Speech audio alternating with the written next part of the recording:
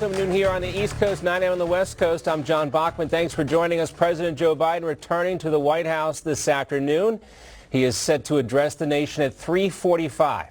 The president originally had no public events on his schedule for today, but the U.S. evacuation from Afghanistan one day after the Taliban took control of the country and the capital, Kabul, well, it demands attention from the commander-in-chief. The Biden White House finally acknowledging that now. And just a few moments ago, the Pentagon also announcing that the U.S. is sending another battalion, somewhere between 500 to 1,000 troops to help secure the Kabul airport. We've seen ongoing chaos at the airport and around Afghanistan ever since the Taliban took control of that country. Thousands of Afghanis have been fighting to board U.S. Air Force planes in an attempt to flee the country. You can see that chaos right here. At least 7 people have been killed at the airport today, according to the Associated Press. Again, this as the U.S. completed its retreat and evacuation of the embassy there in Kabul. And this, of course, has been hard to watch. Video appears to show young men falling from the sky after clinging to those American transport planes, a sign of their desperation and perhaps of the fate that awaits them from Taliban fighters. Taliban leaders are expected to set up a new regime after the terror group seized the country in just 10 days, and Afghanistan's president has fled the country and conceded. Meanwhile, we have our first look at the commander-in-chief, or we had one over the weekend. The White House posting this photo of President Biden working alone at Camp David. Some questions about the clocks on the wall as well. This is his press secretary and vice president, also nowhere to be seen or heard over the weekend. Let's find out more about the situation at the White House and welcome in Newsmax White House correspondent Emerald Robinson. So Emerald, obviously a lot of pressure on President Biden here, enough so that he's now coming back to Washington, D.C. to address the nation. Do we have any idea what he is going to say or if anyone's going to resign? There's been some talk about resignations as well. Well, look, if the statements that they put out are any hint to what he'll say, he'll probably try to blame the past administration, because in a statement they put out over the weekend, the White House suggested that this was a deal from the Taliban that this administration inherited. They're not talking about the way in which the withdrawal was done, which is where most of the criticism lies. And here, this president, he faces a precarious situation. He's not been in office very long, and there's not only a crisis in Afghanistan, but also a crisis at the border and continued the ongoing COVID crisis with talk of more restrictions even in the future, and these mandates that he's putting out that's getting some pushback. So this president is facing what most presidents wouldn't face this early on, if ever. In fact, you keep in mind, President Trump didn't get us into any new wars, even though the Democrats suggested that he was going to get America into a war very quickly. So particularly for the president's party, President Biden's Democrats, this is upending them, because they kept selling themselves as the adults in the room who could better govern and who could deal with global crises and work better with global allies. And here we are seeing these images out of Afghanistan, and the president, the vice president, has not taken ownership of that. In fact, it appears that there's sort of a hesitancy to be the first one to speak, because it lies on you then. But we are going to hear the president speak at 3:45 today. Like I said, I think they'll pass the buck, or throw the buck back to the past administration. But I think it is important to note that not only has the president been MIA over the weekend, he was taking a vacation. In fact, we haven't gotten a week ahead, John, schedule. And usually when you're a regular member of the press pool, they give you something off the record that kind of gives you an idea how each day of the week is going to go. We don't even have that. They're clearly playing all this by ear, having expected him to be on vacation, but the pressure he couldn't. And his press secretary, Jen Psaki, is on vacation and not answering emails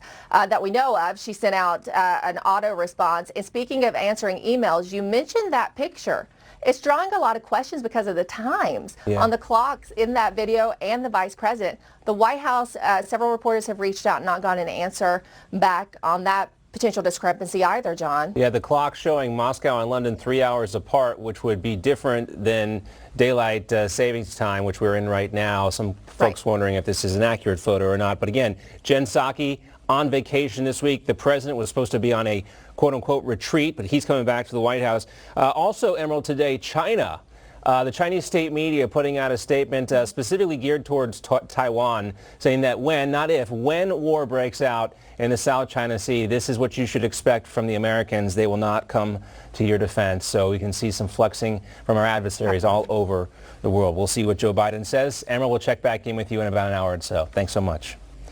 All right, well, former President Trump is calling on President Biden to step down in the wake of the Taliban takeover of Afghanistan. He put out this statement, quote, "It's time for Joe Biden to resign in disgrace for what he has allowed to happen in Afghanistan, along with the tremendous surge in COVID, the border catastrophe, and the destruction of energy independence and our crippled economy." Now, just over a month ago, President Biden dismissed a question about the U.S. withdrawal from Afghanistan, potentially looking like the U.S. withdrawal from Vietnam. The Taliban is not the North Vietnamese army. They're not remotely comparable in terms of capability.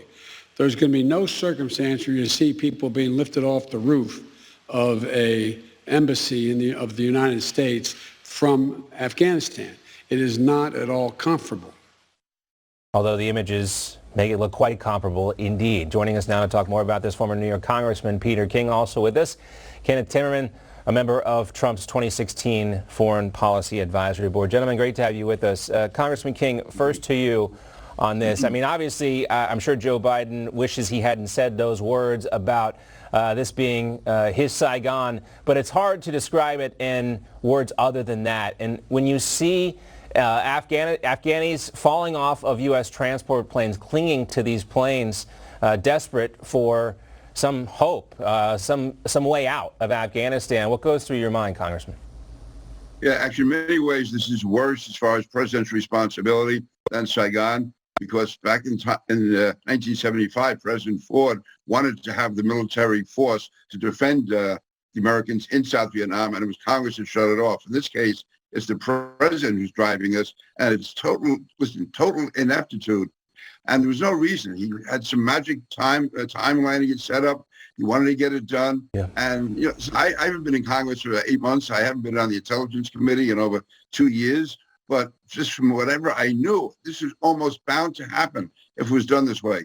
Now, I didn't fully agree with President Trump as far as withdrawal, but his was condition-based. And if you are going to withdraw, you have to do it under strict conditions where if the Taliban violates anything at all bets are off, and we use air power and whatever military power we have to make sure that our people are protected. And that's precisely what we saw once that initial agreement was made.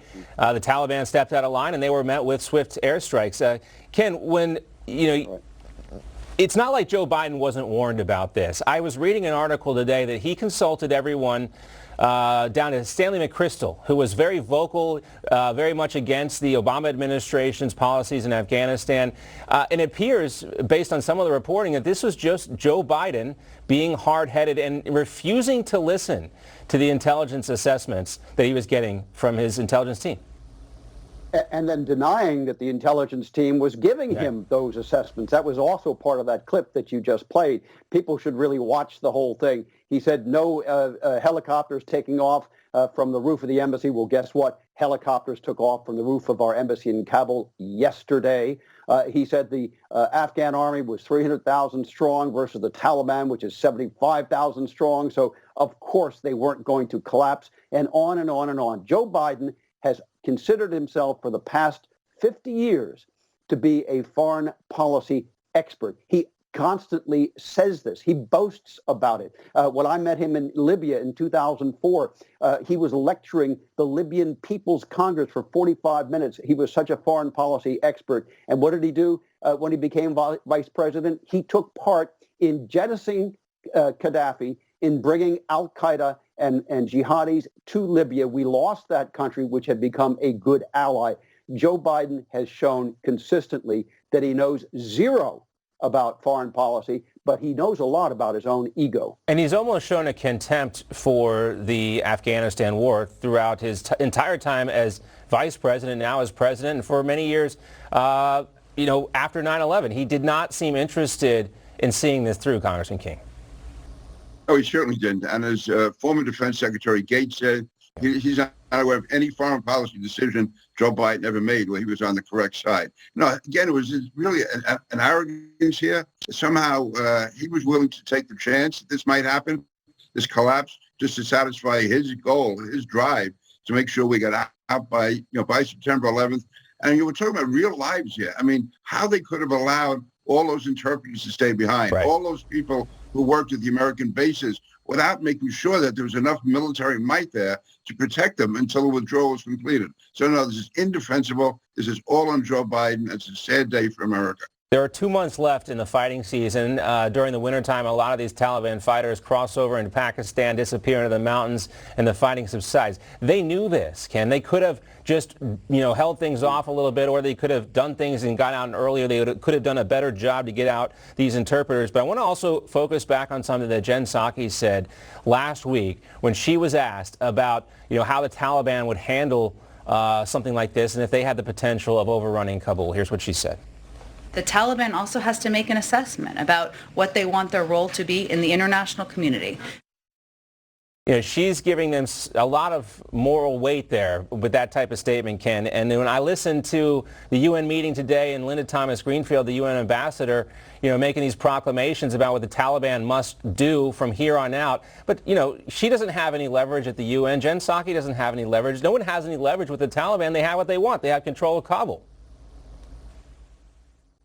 Well, that's absolutely right. They have control of Kabul. And but you mentioned those translators and interpreters. It's very important, as Mr. King mentioned. These are people who put their lives at stake to help us, and we have left them behind. If you want to know what that feels like, read my book, ISIS Begins, which is the story of an Iraqi interpreter working for U.S. Special Forces. It's the same thing that's going to happen here. The biggest mistake Biden made, and this is really when it is a decision that he made in July, was to pull out of Bagram Air Base. When he pulled out of Bagram Air Base, we lost whatever capability we had to fly armed predators over Taliban positions, to enforce the deal that President Trump had signed, which, as you mentioned in your lead, it was a conditioned withdrawal by the United States. I went and reread it yesterday. It has some pretty tough conditions on the Taliban, and President Trump enforced them by bombing them when they violated the agreement, which they did exactly once. Once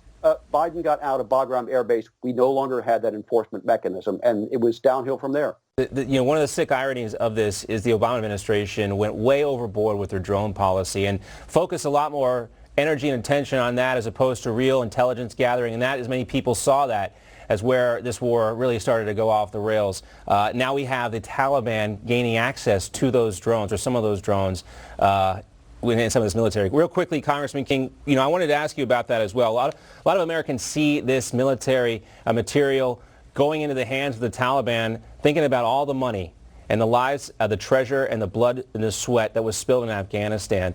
How can this administration look the American public in the eye when they're seeing these weapons fall into the hands of the Taliban? Only if they're entirely shameless. And the falling of the weapons into their hands is just one of the many tragedies involved here.